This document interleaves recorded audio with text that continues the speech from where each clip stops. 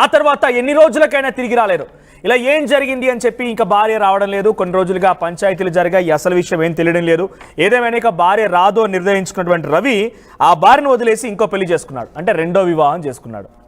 ఇక భార్య ఏం చేసింది, భార్య ఎలాగా మొదటి భర్త పీడ విరగడైంది కదా, మరి శంకర్ అటువంటి ఆ వ్యక్తి సహజీవనం చేస్తున్నాడు ఉన్నాడు కదా, మరి వాడైనా ఒంటరి వ్యక్తి అంటే వాడు కూడా ఆల్రెడీ పెళ్లి చేస్తున్నాడు. ఇక్కడ వాడు వీడని ఎందుకు మాట్లాడుతున్నాను నేనంటే దయచేసి క్షమించండి, బికాజ్ నేను ఎందుకు మాట్లాడాల్సి వస్తున్నానంటే పెళ్లి అనే సంబంధానికి అర్థం లేకుండా భార్యాభర్తలకు అసలు ఒక అర్థం పరమార్థం దానికి గౌరవం లేకుండా ఇష్టం వచ్చినట్టుగా వివరించిన తర్వాత డెఫినెట్గా నేను మాట్లాడడం తప్పేం లేదని నేను భావిస్తూ ఉన్నాను.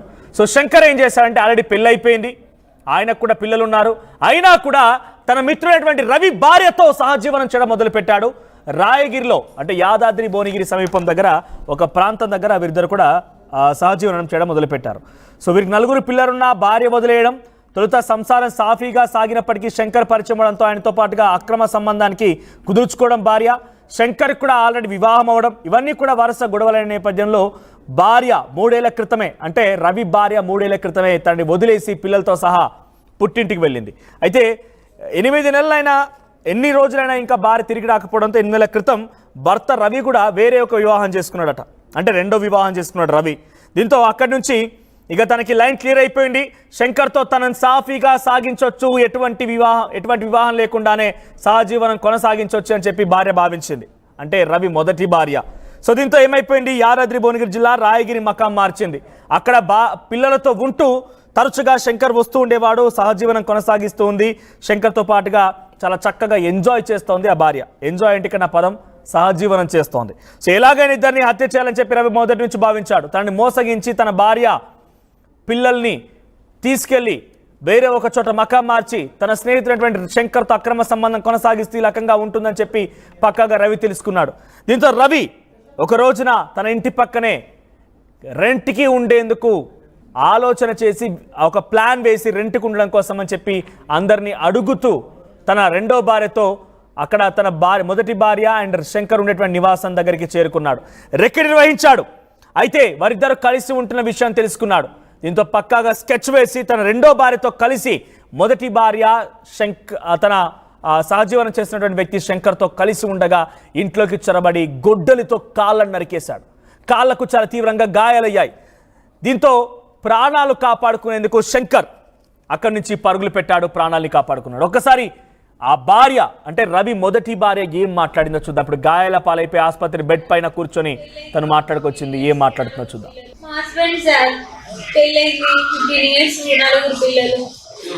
నన్ను చాలా హరం చేసేవాడు సార్, గలీజ్గా పిల్లల్ని నన్ను ఆ బాధ టార్చర్ భరించలేక వేరే వాళ్ళతో సంబంధం పెట్టిందని చెప్పేసి సొంత ఫ్రెండ్ నాకు అక్కడ సంబంధం పెట్టి ఇంట్లో నుంచి వెళ్ళగొట్టింది సార్. వచ్చి 1 year అమ్మ వాళ్ళ ఇంటికాడ ఉన్నా సార్. అమ్మ వాళ్ళ ఇంటికాడ ఉన్న తర్వాత ఒక 4 రౌడీ షీటర్లు పంపించింది సార్ అక్కడికి. అక్కడ కూడా చంపుదాన్ని ప్రయత్నిస్తే ఉండలేక భయపడి అక్కడెక్కడ తల దాచుకుంటున్నా సార్, రిలేషన్స్ దగ్గర అక్కడ ఇక్కడ. లాస్ట్ కు ఎవరైతే నన్ను ఉంచుకున్నాడు అదే అని చెప్పేసి పేరు పెట్టి నింద పెట్టిందో సార్, ఆయననే నన్ను చూసుకుంటాను సార్, పిల్లల్ని నన్ను అతనితోనే ఉంటున్నా. వీడు వేరే పెళ్లి చేసుకుంది సార్, మా ఆయన పెళ్లి చేసుకుంటూ 1 సంవత్సరం అవుతుంది పెళ్లి చేసుకొని. వాడు బతికేదో వాడు బతుకుతారు, ఇవాళ వచ్చేసి నా కారణం మా హస్బెండ్ సార్.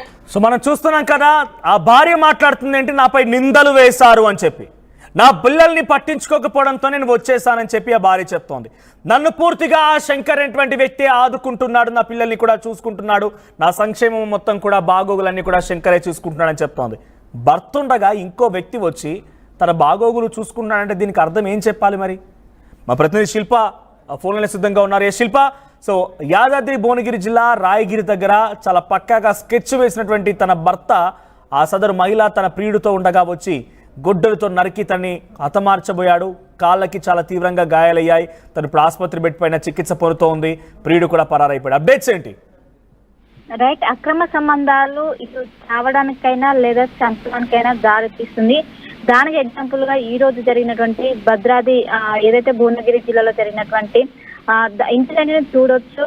15 ఏళ్ల క్రితం రాయగిరికి చెందినటువంటి లావణ్య రవికి మ్యారేజ్ అయింది. మొదట్లో బాగానే ఉన్నారు, అనంతరం పిల్లలు కూడా వాళ్ళకు పుట్టారు. రాను రాను వాళ్ళిద్దరి మధ్యలో కూడా మనస్పార్థలు అనేటివి వచ్చాయి. అటు లావణ్య జీవితంలో కావచ్చు, ఇటు రవి జీవితంలో కావచ్చు థర్డ్ పర్సన్ ఎంటర్ అయ్యారు. ఇటు మనస్పార్థలు మొదలయ్యాయి.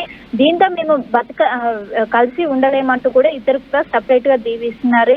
ఇటు పిల్లలు లావణ్యతోనే ఉండి వాళ్ళందరూ కూడా జీవనం కొనసాగిస్తున్నారు. ఈ తరుణంలోనే రవి ఇంకోవైపు రెండో పెళ్లి చేసుకున్నారు. ఈ అమ్మాయి రాగానే కూడా ఇంకో పెళ్లి చేసుకున్నారు. ఇంకోవైపు లావణ్య కూడా రవి ఫ్రెండ్ అయినటువంటి శంకర్ తోని మొదటి నుండి కూడా సాన్నిహిత్యంగా ఉంటుంది. సో తనతోని మొదటి నుండి కూడా కొంచెం ఎఫ్ఐఆర్ నడిపిస్తున్నట్టు కూడా ఇప్పటికే ఒకవైపు చెప్తున్నారు. ఆయన లావణ్య ఈ రవితో లావణ్య ఉంటున్నారు.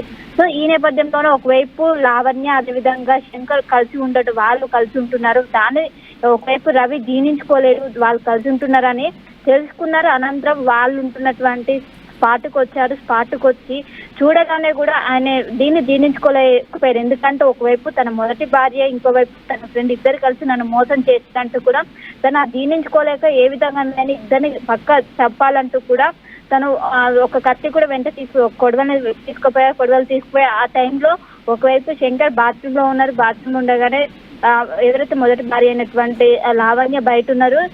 ఆ సమయంలో తనని ఏదైతే కాళ్ళని గొడ్డలతో నరికేసినట్టు కూడా సమాచారం అందుతుంది. సో ఆమె వెంటనే అరుపులు వేయటంతో వెంటనే స్థానికులందరూ కూడా చేరుకొని ఆమెని హాస్పిటల్కి తరలించారు. ఇంకోవైపు ఎవరైతే ఇప్పుడు రవి ఉన్నారో రవిని ప్రస్తుతం పోలీసులు అదుపులో తీసుకున్నారు. సో ఈ ఎంటైర్ ఇష్యూకి మొత్తం కూడా ఈ అక్రమ సంబంధాలే ప్రధాన కారణంగా ఇటు పోలీసులు నిర్ధారణకు వచ్చారు.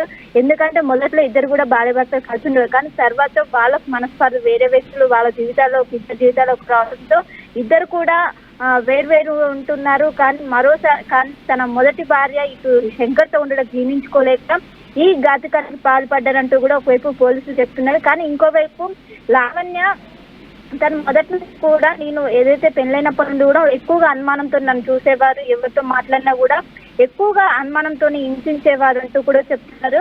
కానీ వేరే సంవత్సరం కింద వేరే మ్యారేజ్ చేసుకున్నాక నేను నా జీవితం బతుకుతున్నా. ఈ విధంగా నాకు ఎప్పుడు ఆపద వచ్చినా కూడా శంకర్ ముందుకుంటే ఆయన చేస్తారు. కానీ అలాంటిది శంకర్తో నేను సాహిత్యంగా ఉంటే ఆయనకి ఏమవుతా, ఆయన నన్ను వచ్చి ఎందుకు చేస్తారు ఇదంతా కూడా అసలు ఇప్పుడు నా జీవితంలోకి వచ్చే హక్కు కూడా లేదంటూ కూడా ఇటు లావణ్య పెద్ద ఎత్తున ప్రశ్నిస్తున్న ఖచ్చితంగా ఆయనకు ఏదైనా శిక్ష వేయాలంటూ కూడా ప్రస్తుతం అయితే దీనిపైన పోలీసులు కూడా కేసు నమోదు చేసుకున్నారు. అటెంప్ట్ మర్డర్ కింద ప్రస్తుతం కేసు నమోదు చేసుకుని ఉంటున్నాడు, నా బాగోగులు చూస్తున్నాడు, నా మంచి చూస్తున్నాడు అంటే అది కేవలం ఒక బాధ్యత తీసుకున్నటువంటి ఒక పరాయి వ్యక్తిగా బాధ్యతలు తీసుకుంటున్నాడా, లేకుంటే సహజీవనం అనేది తను ఒప్పుకుంటోందా? ఇద్దరం కలిసి ఉంటున్నాము, మా ఇద్దరి మధ్య అక్రమ సంబంధం ఉందనే మాటను తా భార్య ఒప్పుకుంటోందా? రైట్.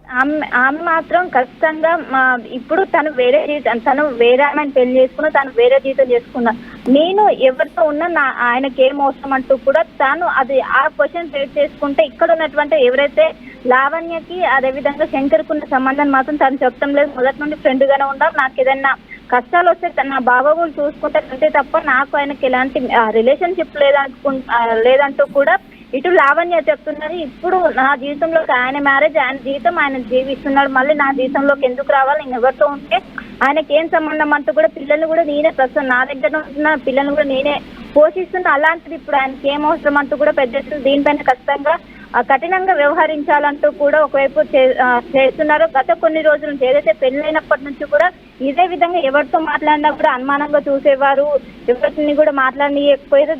దీని వల్ల నేను విడిపోవాల్సి వచ్చింది. విడిపోయినాక కూడా నేను ఎవరితో ఉంటే ఆయనకి ఏందంటూ కూడా ఈ విధంగా మొత్తం ఈ ఎంటైర్ ఇష్యూలో మొత్తం కూడా అక్రమ సంబంధాల వల్ల ఈ ఇష్యూ మొత్తం కూడా జరిగిందంటూ కూడా ఆ టైంలో ఒకవైపు శంకర్ బాత్రూమ్ లో ఉన్నారు. అందుకే తనని కాకుండా ఇప్పుడు ఉన్నటువంటి ఎవరైతే లావణ్య కాలను లిఫ్ట్ చేశారు, లేకుంటే తను చంపాలనే పక్క ప్లాన్ ప్రకారమే లోపలికి వెళ్ళేసరికి తన బాత్రూమ్ సరికి వంటి అతను కనిపించడంతో తను కాళ్ళ పైన గొడ్డలతో నరిగినట్టు కూడా తెలుస్తుంది. సో వెంటనే పోలీసులు అక్కడికి స్థానికులు సమాచారం